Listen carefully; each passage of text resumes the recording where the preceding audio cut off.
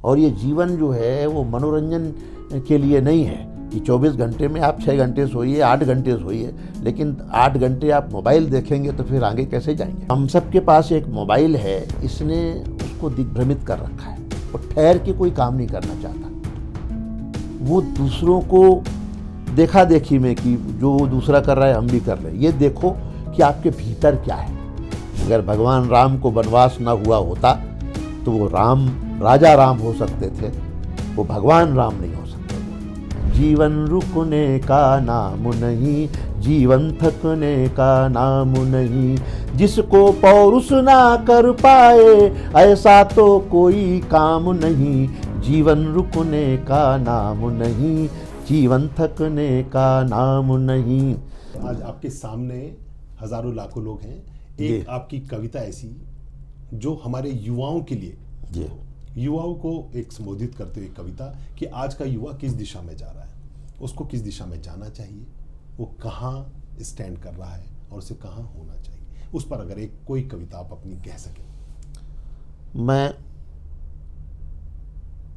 मैंने जो मैसेज शुरू में दिया कि आज का जो युवा है, मैं कविता भी सुनाता हूँ, लेकिन उसकी भीतर की जो मनोस्थिति है वो बड़ी डामाडोल सी है। एक तो इतना उलझा हुआ है दिखावे में, टेक्नोलॉजी में, इतने आकर्षण में उलझा हुआ है कि ये जो हम सब के पास एक मोबाइल है, इसने उसको दिग्भ्रमित कर रखा है और ठहर के कोई काम नहीं करना चाहता। वो दूसरों को देखा देखी में कि जो दूसरा कर रहा है हम भी कर रहे हैं। ये देखो कि आपके भीतर क्या है, उसी को बाहर लाओ। आपके भीतर पढ़ाई का स्टेमिना है तो आप पढ़ाई में मेहनत करो तो आपका एकेडमिक कैरियर अच्छा हो जाएगा, आप IAS IPS कुछ भी बन सकते हैं। अगर आपको लगता है कि आपका खेल का स्टेमिना, फिजिकल स्टेमिना खूब है तो आप फिर मोबाइल ना देखिए, फिर आप भाग जाइए मैदान में, आप सीधे खेल खेलिए। जो कुछ आपको आता है उसी को समय दीजिए। और ये जीवन जो है वो मनोरंजन के लिए नहीं है कि 24 घंटे में आप 6 घंटे सोइए, 8 घंटे सोइए, लेकिन 8 घंटे आप मोबाइल देखेंगे तो फिर आगे कैसे जाएंगे। तो समय का जो संयोजन है, संतुलन है, वो पहले नंबर पे आप अपने जीवन में बनाइए, क्योंकि आप युवा हैं और आपके पास सबसे कीमती चीज़ अगर है तो वो समय है। सबसे कीमती जीवन में 2 ही चीज़ें बहुत कीमती हैं, बहुत अमूल्य हैं, एक स्वास्थ्य और एक समय। स्वास्थ्य चला गया तो फिर आपके पास सब कुछ होगा तो भी समझ लीजिए कि कुछ नहीं है।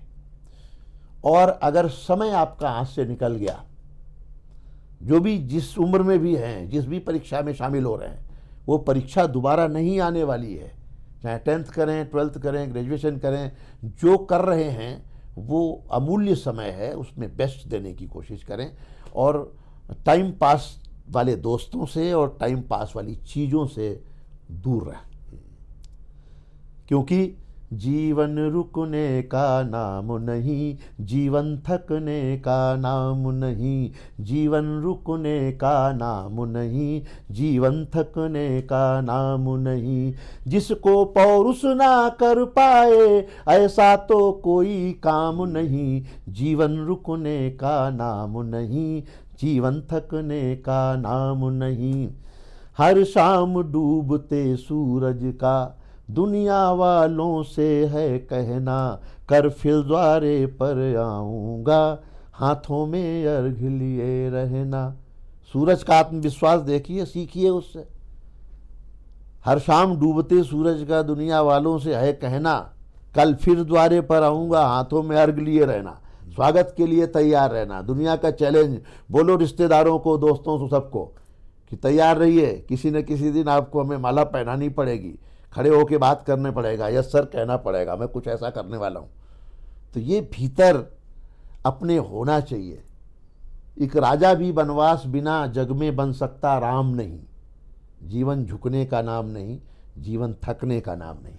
तो जीवन में रुकना नहीं है, झुकना नहीं है और थकना नहीं है, तो ही आप कुछ बड़ा कर पाएंगे। अगर भगवान राम को वनवास ना हुआ होता तो वो राजा राम हो सकते थे, वो भगवान राम नहीं हो सकते।